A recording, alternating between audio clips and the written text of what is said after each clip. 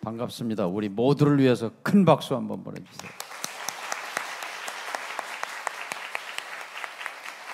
돌면서 어떻게 오시게 됐냐고 여쭤보니까 다 다양하게 정말 이 북한학을 공부하는 학생도 있었지만 통일 문제에 대한, 평화 문제에 대한 평소에 관심, 또 학생을 가르치는 선생님도 계셨고, 또 이 분야에 종사하고 싶은 그런 꿈을 가진 분도 있었고, 멀리 카나다에서 공부하고 오신 분도 있었고, 어떤 각자 여기 100명이 있으면 100명의 꿈과 100명의 역사가 모인 이 자리에 제가 안 왔더라면 큰일 날 뻔했다 이렇게 생각하고, 오늘 제목이 뭐죠? 청년? 한번 따라해 보시겠어요? 청년? 청년이라고 따라해 보세요. 청년, 평화, 미래. 옆 사람 얼굴 한번 보실래요? 옆 사람 얼굴이 바로 청년이고, 옆 사람 얼굴이 평화고, 옆 사람 얼굴이 바로 우리의 미래입니다. 여러분 얼굴에서 우리 희망의 근거가 이 자리에 있구나 하는 걸 저는 체감으로 느낍니다. 저는 역사학도예요. 국사학과를 다녔는데요. 그래서 늘 역사를 이렇게 비추어 보는 버릇 습관이 있습니다. 역사는 칼이라고 그래요. 역사에서 교훈을 발견하고 그 교훈을 제대로 실행하지 못하면 역사는 보복을 한다. 뭐 이런 굉장히 무서운 거죠. 역사는 거울이라고 그래요. 나의 얼굴이 거울을 보면 내 얼굴이 비춰지잖아요. 오늘 우리가 사는 이 시간과 공간은 그냥 하늘에서 뚝 떨어진 게 아니라 과거의 산물이에요. 그렇죠? 나는 하늘에서 떨어진 게 아니라 엄마, 아빠, 어머니, 아버지의 뱃속에서 나왔잖아요. 과거가 오늘을 만든 거죠. 또 역사는 길이에요. 길. 역사를 들여다보면 앞으로 가야 할 미래가 보인단 말이에요. 그런 관점에서 우리는 역사를 공부해요. 역사는 뭐다? 칼. 역사는 거울. 역사는 길이다. 이렇게 생각해요. 오늘이 2025년 8월 12일 화요일, 저와 여러분이 이렇게 마주 앉아 있는 이 자리가 굉장히 의미 있고 소중한 자리라고 생각합니다. 제 희망은 이 짧은 시간 동안에 여러분 가슴 속에 들어가 보는 거예요. 그리고 여러분 가슴 속에 있는 것을 제 가슴에 담아내는 것이 제 소망이에요. 자, 100년 전에 1925년이죠. 우리는 어디 있었을까요? 그때 청년들은, 우리는 식민지 백성이었어요. 나라를 잃은 지 15년째 됐어요. 그때 1925년 무렵에 조선 독립운동의 기운이 폭발하기 시작했어요. 3.1운동이 6년 전에 있었어요. 1919년 조선 2천만 민중이 일어서서 조선 독립만세를 외쳤어요. 자주민임을 선언하고 조선의 독립을 외쳤던, 그래서 수천 수만 명이 죽고 끌려가고 다치고 고문당하고 식민지 백성으로 살았던 1925년이 100년 전 일이에요. 그때 독립운동에 맨 앞장섰던 사람들이 누구냐? 당시 우리 선배 청년들이었어요. 예를 들면 의열단이라고 들어봤죠? 영화 암살의 주인공, 경남 밀양 출신 김원봉 선생, 그 밀양의 중학교 동창 5명이 모여가지고 다른 친구들과 함께 13명이 의열단, 정의를 맹렬하게 실행한다. 그래서 조선 총독부와 경찰서와 식민지 기관들을 폭파한다. 그리고 친일파와 밀정들을 사살한다. 이런 목표를 세우고 활동했는데, 이분들은 해방이 될 때까지 그 13명이 단 한 명도 배신하지 않았어요.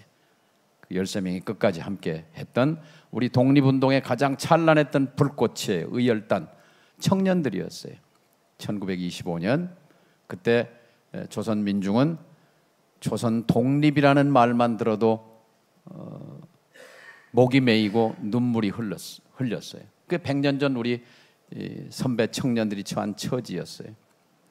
자, 역사가 대개 사반세기 뭐 이렇게 얘기하잖아요. 1925년에서 사반세기가 흘렀을 때 1950년 그때 6.25 전쟁이었어요.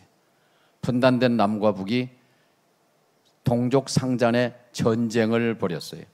지금도 전쟁의 상처가 깊이 패여 있죠. 근데 남쪽에 있는 선배 청년들은 학도병으로 또는 징집으로 전선에 가서 대한민국을 지키기 위해 싸웠어요. 그분들의 대부분은 지금 호국 용사로 국립묘지에 묻혀 있거나 아직 생존해 계신 분들은 대개 90대 이제 어르신들이죠. 대한민국을 지킨 분들이에요. 전쟁의 결과 대한민국은 지켜졌지만 완전히 폐허였어요. 폐허. 지금부터 75년 전 1950년 대한민국은 그야말로 전 세계 국가 중에 가장 처참한 상태였어요. 모든 것이 평평했어요. 여러분 텔레비전 화면에서 가자지구 보시잖아요. 무너지고 깨지고 폭파되고 가난과 기아와 공포와 파괴와 살육과 그게 바로 대한민국의 모습이었어요. 완전한 폐허, 전 세계에서 가장 비참한 상태. 그게 1950년 우리의 역사였어요. 그리고 또 사반세기가 또 흘렀어요. 그러면 1975년이 되죠. 그때 저는 대학생이었어요. 그때 대한민국은 개발도상국, 경제개발 5개년 계획과 함께 한강의 기적을 만들기 위해서 공장에서 산업공단에서 땀 흘려 일하고 동생을 공부시키기 위해서 누나가 구로공단에서 일하면서 동생의 학비를 벌었던 그런 눈물 나는 시기였어요. 동시에 또 하나 그 당시에 선배 청년 학생들은 대한민국의 민주주의를 위해서 목숨을 걸고 싸웠어요. 당시 70년대에는 군사 독재 정권이었어요. 군인들이 총칼로 정권을 빼앗고 그리고 그것도 모자라서 영구 집권체제, 장기 독재체제. 당시 박정희 대통령은 죽을 때까지 대통령이었어요. 그리고 인간으로서의 기본권은 다 몰수, 박탈됐어요. 양심의 자유, 사상의 자유, 표현의 자유, 언론, 출판, 집회, 결사, 신체의 자유 모든 것이 다 몰수됐던 일반 국민은 그저 피동적인 그냥 이 권력의 노예 상태에 놓여 있었죠. 이것을 타개하기 위해서 인간은 존엄한 존재다. 천부인권 그리고 민주주의를 위해서 우리 청년 학생들이 일어섰죠. 예를 들면 1974년 민청학년이라는 사건이 있었어요. 민주청년학생연맹. 전국의 대학생들이 연합해서 박정희 정권을 타도하자고 일어선 사건이었어요. 그때 전국 대학에서 1000명이 구속됐어요. 감옥에 갔어요. 1000명이. 그 1000명 중에 저도 한 사람이었어요. 그 75년에 50년 전에 대한민국의 역사는 경제적으로는 꿈틀거렸지만 정치적으로는 굉장히 엄혹한 그런 독재와 억압의 그런 시기였어요. 그걸 뚫고 나온 청년들의 선배 청년들의 그 헌신과 대한민국은 세계의 민주주의 국가로 발돋움했어요. 그리고 25년이 지나서 이제 2000년 대한민국은 민주주의 그리고 산업화 두 마리 토끼를 다 잡은 나라가 됐어요. 완전히 폐허였던 그 속에서 50년 만에 대한민국은 세계적인 민주주의 국가 세계적인 산업화 국가. 그래서 세계가 눈을 크게 뜨고 대한민국을 바라보기 시작했어요. 2002년에 월드컵 기억하시죠? 우리 차준환 선수는 2002년에 돌 됐거든. 월드컵 기억 못하겠지만 그 월드컵 4강 붉은 악마 시청 앞 광장에 막 수십만이 모여서 응원하고 한 전 세계가 또 깜짝 놀랐어요. 그게 2000년 무렵에 우리 그때 월드컵 선수들이 다 20대잖아요. 우리 청년 학생들, 청년들이 대한민국의 중심에 우뚝 선, 그리고 민주화와 산업화를 넘어서 이제 정보화의 선진국으로 치고 나가기 시작했어요. 당시 1997년 12월에 대통령 선거에서 김대중 후보가 당선됐어요. 대한민국 역사상 처음으로 야당이 여당되고 여당이 야당되는 수평적 정권 교체가 처음 이루어졌어요. 그리고 그때 IMF 위기라고 해서 국가가 이제 부도가 날 지경이었는데 이제 그걸 우리 국민의 힘으로 수습하면서 김대중 대통령 당선자가 처음으로 외국 손님을 초청했어요. 제가 그때 당선자 대변인이었기 때문에 옆에 배석해서 그 장면을 기억해요. 그 첫 손님이 누구였냐면 손마사요시 손정희 소프트뱅크 회장이었어요. 앉자마자 이렇게 말했습니다. 대한민국은 산업화에서 뒤졌는데 정보화에서 앞서가기 위해서 어떤 국가적 전략이 필요한지 조언을 듣고 싶어서 모셨습니다. 이렇게 했어요. 그때 손정희 회장이 해준 말이 생생합니다. 정보화에서 앞서가기 위해서는 무엇보다도 국민이 컴퓨터를 잘 다룰 줄 알아야 합니다. 군대에서 컴퓨터 교육을 시키십시오. 교도소에서도 시키십시오. 주부들에게도 컴퓨터 교육을 실시하십시오. PC가 너무 비싸니까 그때는 한 200만 원, 300만 원 했어요. 이거를 보급형으로 50만 원짜리를 만들어서 우체국에서 할부로 배포하면 널리 보급될 겁니다. 그대로 했어요. 한 3년 만에 대한민국은 전 세계에서 초고속 인터넷의 속도가 가장 빠른 나라가 됐어요. 그 바탕 위에서 IT 코리아의 꿈이 일어나기 시작한 거죠. 자, 오늘이 2025년 이 코엑스에서 우리 청년들 100여 분과 함께 미래를 또 얘기합니다.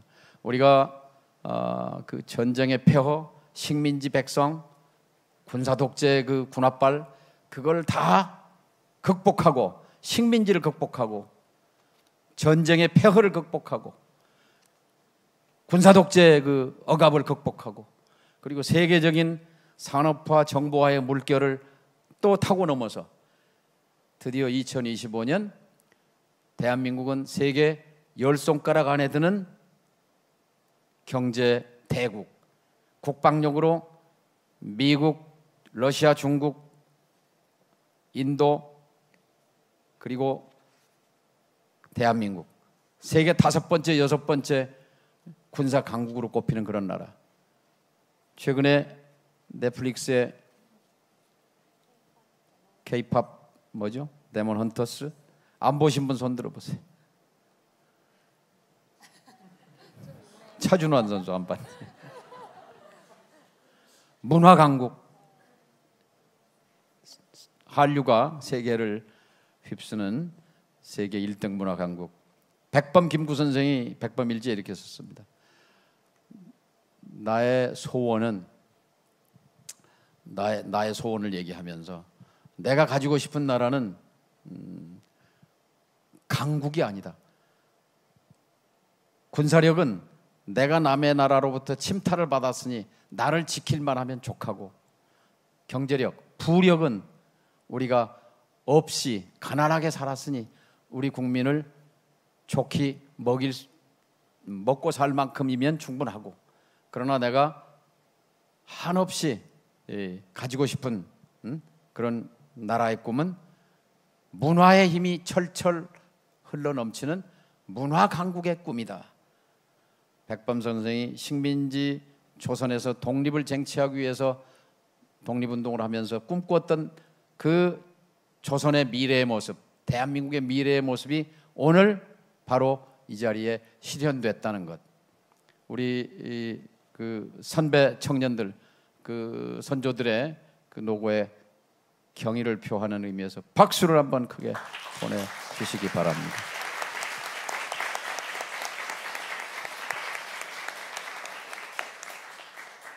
여러분이 다 알고 계시는 상식에 관한 거고 기초적인 역사지만 돌이켜보면 이렇게 우리 지난 100년의 역사는 세계사에서도 유례를 찾아볼 수 없는 파란만장한 역사 속에 여기까지 왔고 지금 오늘 주인공은 바로 여러분들입니다.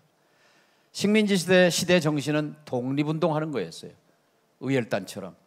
군사독재 시대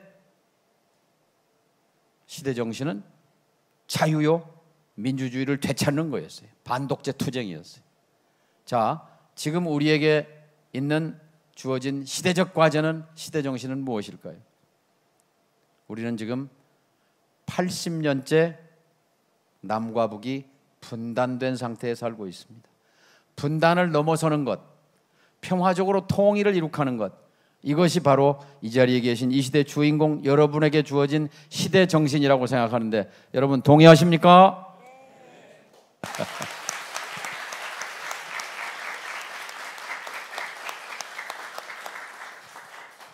자, 이제 얘기가 길었으니까 결론을 내릴게요. 지금 사실 여러분 좀 답답합니다. 왜냐하면 앞길이 잘 시원하게 안 보입니다. 앞에 고속도로가 뚫려 있어야 하는데 앞이 지금 안개가 자욱합니다. 나는 지금 25년 뒤에, 지금 2050년에 나는 어디에 있을 것인가?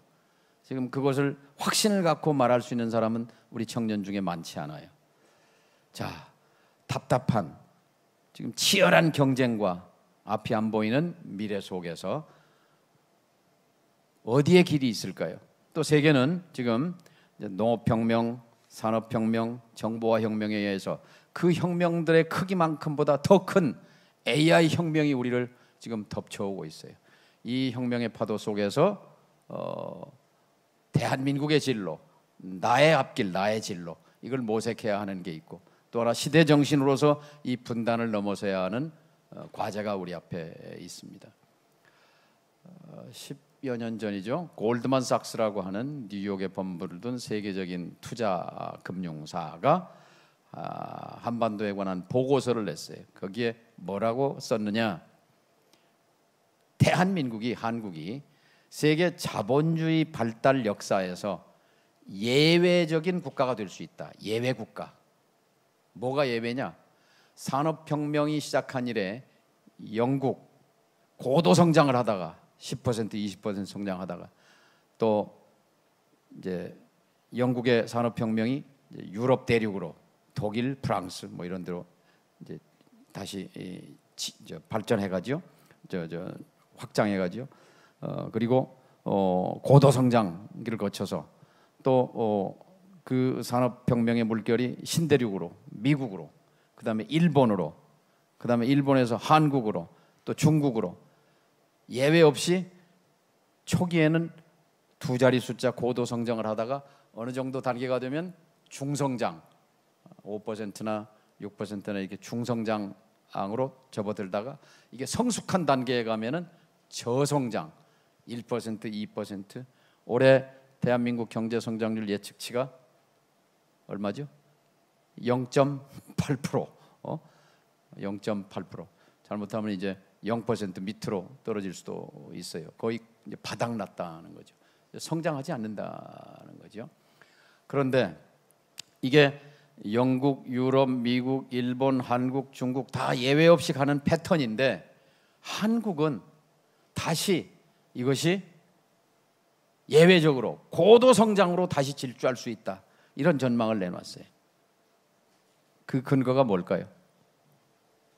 그게 뭐냐면 대한민국의 기술과 대한민국의 자본과 그리고 분단되어 있는 북쪽의 노동력과 토지가 결합되면 한국은 다시 고도 성장의 길로 갈 것이고 북한은 개방 경제의 혜택을 받아서 또 놀랍게 성장하게 될 것이다. 그렇게 되면 한국은 그때 이제 2010년 언저리에 나온 보고서인데 2030년쯤이 되면 세계에서 1, 2등, 1등이나 2등의 부국이 될 것이다. 그래서 자본주의 발달 사회에서 예외 국가가 될 가능성이 있다. 이런 전망을 골드만삭스가 내놓은 적이 있습니다. 여러분, 개성공단 들어보셨어요? 개성공단은 바로 남쪽의 자본과 기술, 북쪽의 토지와 노동력이 결합해서 양복도 만들고 신발도 만들고 화장품 용기도 만들고 자동차 부품도 만들고 그런 남북 상생 공동의 공업단지라기보다는 평화도시를 만들었어요. 바로 휴전선 너머, 지금은 갈 수 없는 땅 그 너머에 100만 평의 1단계 산업단지가 만들어졌고 전체적으로는 2천만 평 규모의 경상남도 창원공단만한 그런 규모로 설계가 됐었죠. 2004년 12월부터 2016년 2월까지 약 11년 동안 가동됐던 남북 평화경제의 옥동자였습니다. 그런데 정치가 뭐길래 이걸 닫아버린 것은 정말로 큰 패착이었고 실수였습니다. 이것을 다시 열 수 있는 그런 조건과 분위기를 만드는 것, 그것이 이제 통일부 장관으로서 정동영이 해야 할 일이고, 또 이것이 우리 민족이 아까 골드만삭스가 얘기했듯이 새로운 성장의 길을 찾아가는 길이다. 그러니까 여러분 지금 답답하지만 새로운 길을 모색하는 데 있어서 여러분이 청년, 평화, 미래의 그 단어에 꽂혀서 이 자리에 오셨는데 바로 그것이 나의 미래와도 관련된 일이고 대한민국의 미래와도 관련된 일이다. 좀 감이 오세요?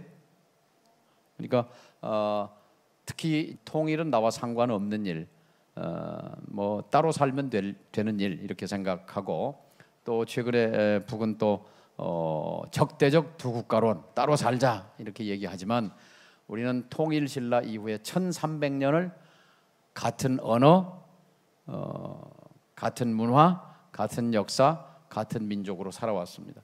잠시 80년 떨어져 살고 있지만 DNA는 똑같잖아요. 아까 함경북도 해산에서 오신 최리나님 해금 소해금을 하신 분인데, 자 함께 살면 얼마나 아름다운 공동체를 만들 수 있겠습니까? 아름다운 음악처럼. 그런데 그것은 이제 언젠가 우리가 가야 할 길이고, 그 길을 개척하는 주인공은 누구다? 나다, 우리다, 청년이다. 맞습니까? 네. 예. 그래서 오늘 여기까지 말씀드리고요. 오늘 또 통일부에 청년 인턴 하시는 분이 한 20여 분 계신데 함께 자리하고 있는데,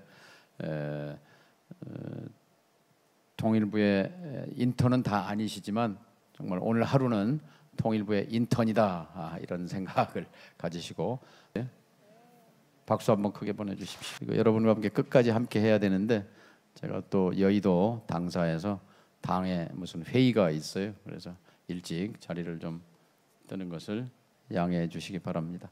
감사합니다.